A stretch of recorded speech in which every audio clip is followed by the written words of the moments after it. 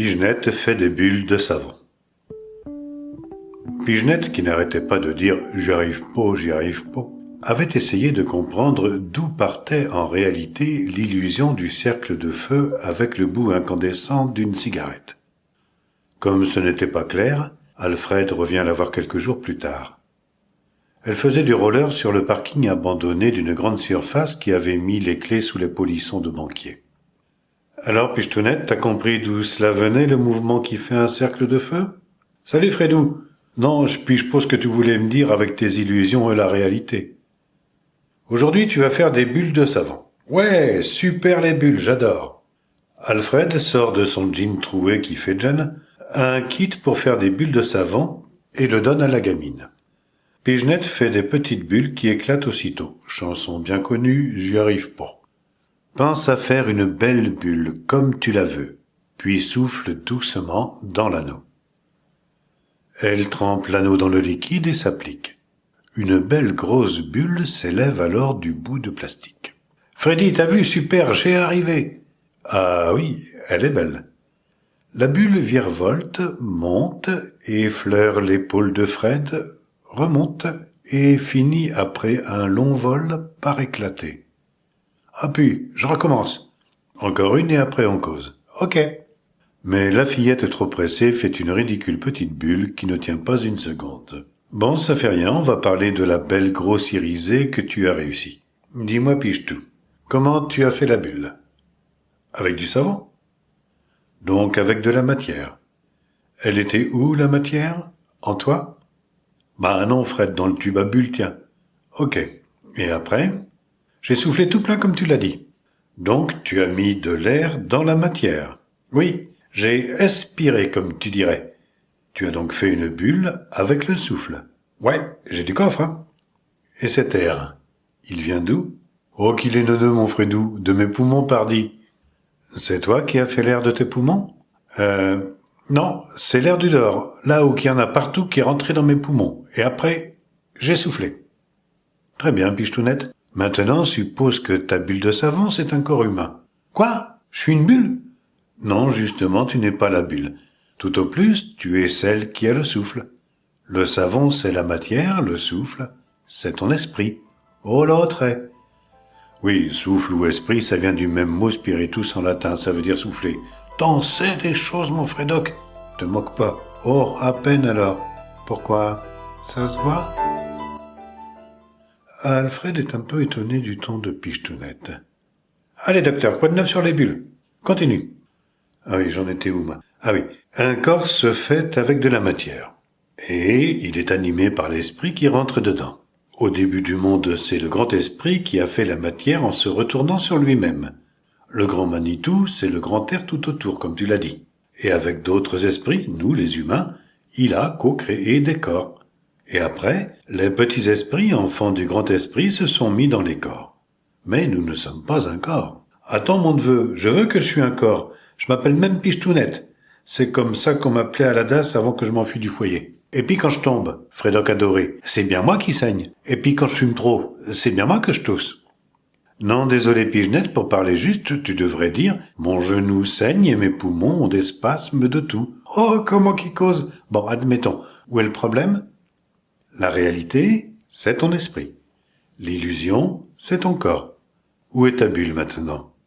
Elle a explosé, mourue. Et toi qui lui as donné le mouvement, tu es encore là. Et alors, ça t'embête que je dis que je suis un corps ? Non, si tu veux le croire, il y a des tas de gens qui le croient. Mais t'as bien vu, la bulle est une illusion, elle ne dure pas. La réalité, c'est ce qui dure éternellement. Réfléchis. Qui c'est qui a fait ton corps ? Toi ? Non. C'est tes parents, et ils ne s'en sont même pas rendus compte. Le corps n'est même pas à toi. Tu l'as remarqué, de là d'où tu viens, de là-haut si tu veux, et tu as dit « Ce corps m'intéresse, je vais m'en servir ». Ton corps, il est à côté de toi. Tu es relié à lui comme avec les rênes d'un traîneau par des cordelettes, et tu peux le diriger du dehors. Mais, souvent parce que c'est pratique, on entre dans le corps comme on entre dans une voiture pour la conduire. On peut très bien continuer à être nous-mêmes sans rester dans le corps. Et ceux qui se pensent être un corps sont malheureux et ils ne savent pas pourquoi. Tout ce qui les chagrine, c'est toujours quand quelque chose est fait par quelqu'un d'autre avec un corps. C'est la bouche qui dit des mots, c'est la main qui frappe, c'est le copain qui va avec le corps d'une autre copine pour faire des gouzou-gouzou et la première copine, elle est triste et jalouse parce que le copain, il ne fait pas gouzou-gouzou avec elle. Elle voudrait avoir le corps de son copain pour elle. On veut tous avoir une emprise sur le corps d'un autre en fait. Si on se souvenait qu'on est un esprit sans corps, on pourrait communiquer totalement sans avoir ces émotions négatives. Et si on accepte qu'on est seulement du vent, de l'air, un esprit quoi, on accepte facilement que notre corps disparaisse et on n'a pas peur de la mort et... où j'en étais. Pigenette fronce les sourcils. Quelque chose l'agace. Elle fait 3 tours autour d'Alfred, puis se plante devant lui. Elle le fixe bien dans les yeux. Son regard est vif et glacial à la fois. Les yeux pénétrants, implacables. Il lance des éclairs. Voilà, Fredo, tu nous la joues comment, là? Tu crois que j'ai besoin d'un messie pour comprendre les choses, mon pote? Je t'ai rien demandé, moi. Tu crois que je t'attends pour apprendre? Moi, je vais à la source, direct. Je surfe sur les dimensions et j'y rencontre qui veut bien m'apprendre. Ton histoire de je suis pas un corps, non mais... Tu me prends pour une bille, enfoiré de trop duc de Messi discount. Quel âge tu crois que j'ai, hein? 12 ans, c'est ça? Mais mon pauvre, c'est toi qui te prends pour un corps. Tu me vois avec tes yeux du corps. Ouh, y a quelqu'un là-dedans? Alfred ne comprend pas cet assaut et ne peut rien dire. Il subit décontenancé. Pigenette tourne autour de lui en roller, faisant comme un cercle d'envoûtement pour le garder sous son contrôle et l'empêcher de s'échapper. Le coup du cercle avec la cigarette, elle l'a bien compris. Hein, gamin, tu crois que j'ai quel âge? Tu te souviens pas de nos virées dans les autres vies? La dernière fois, c'était toi la femelle. Ah, ça, pour t'avoir bourré le fion, je te l'ai bourré. Bon, c'est quoi ton problème aujourd'hui? La vengeance du vagin déguisé phallus? C'est Halloween tous les jours avec toi ou quoi? En fait, t'es comme les autres, tu marches qu'à la bite. C'est vrai, quoi. Tu te souviens pas de qui je suis? Ah, la mémoire de la queue des hommes, pas plus grande que la mémoire du poisson rouge, bordel de merde, fais chier Freddy Afro-Jojo. Tu dis aux autres, vous n'êtes pas un décor, et monsieur se la pète dans son look. T'as vu ton look? Ah, tu l'aimes bien ton jean délavé, ça, oui, tu l'aimes. Et ta voix, elle te remue le slip rien qu'en l'entendant, hein? Oh, quelle est jolie la voix du monsieur. Regardez-le s'écouter quand il donne la parole de Dieu, du trémolo. Et il va pas mollo, le bougre. C'est quoi ton truc? Un plan pour draguer les minettes? Tous les mêmes. Vous vous croyez être un corps, même quand vous vous titillez les synapses. Mais mon vieux, la vérité, c'est pas ce que tu dis et que tu crois vrai. Alfred, Messine, mes deux, écoute-toi parler. Tu crois que tu dis vrai. C'est du savoir de perroquet que tu me bassines, c'est de la croyance. C'est pas ta connaissance, petit séminariste de chez Guignol. T'es en représentation, mon pote, là, t'es pas en service. Je t'assure. T'es qu'un corps qui mouille en attendant de se piller le cul de la minette. Eh ben, regarde-le bien, mon cul. Tu l'auras pas. Tu crois que je t'ai pas vu venir? T'attends que j'ai vieilli de 4 ans. Comme ça, quand j'en aurai 16, tu pourrais me sauter sans être poursuivi. Majorité sexuelle, qu'ils disent. Si je veux. Et je veux pas. Jamais. Tu voudrais pas me violer, tout de même? Si. Salopio de Messie luciférien lubrique. Je veux pas vieillir. Je suis pas venu pour baiser à chaque rencontre d'un candidat à l'ascension, moi. Ni avec un Messie de papier carambar. Je veux continuer à apprendre par mes moyens, quand je veux, avec qui je veux. Tant que tu seras piégé par ton corps qui te fait croire que tu es lui, tu seras le bon toutou esclave de ton ego, mon frère. Tu piges? Et tu feras le singe comme il aime. Et puis, connard! Pigenette est à bout de souffle. Elle est figée. Ses pupilles se dilatent. Son regard chargé de colère s'adoucit. Sa voix se colore de paix et de douceur. Tu avais besoin d'une pichenette pour te ressaisir, fils. C'est pour ça que je t'ai envoyé la petite. Elle a du caractère, non? Allez, reprends ton esprit. Elle n'a pas tout à fait tort, tu sais. Tu es tombé dans l'ultime piège de ton vieil ennemi, l'ego.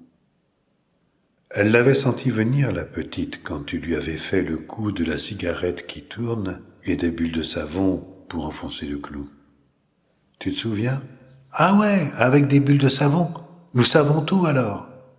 Tu étais déjà ferré par l'ego et tu n'as pas remarqué son air goguenard qui te disait « Toi, mon pote, je t'attends au tournant ». C'est parce qu'elle t'aime qu'elle te le dit à sa manière. Elle ne veut pas que tu te perdes. Mais il n'y a aucun danger. Non, tu n'as pas raconté de bêtises, mais Alfred, mon enfant, ce n'était pas du tout approprié. C'est là où l'ego vous attend au dernier tournant mais lumineux. Il vous pousse à croire que vous devez semer la vérité partout, en toutes circonstances. Et vous avez du plaisir en le faisant, sincèrement.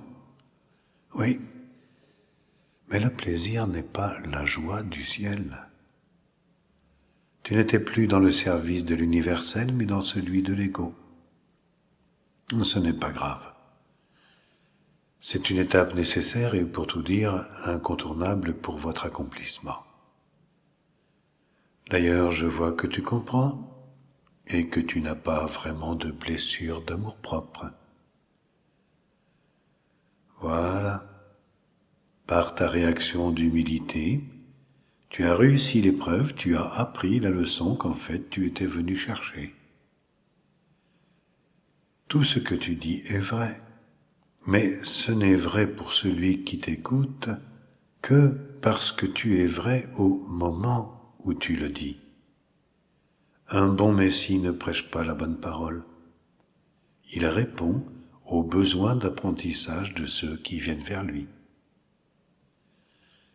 Tu n'as pas répondu aux vrais besoins de la petite.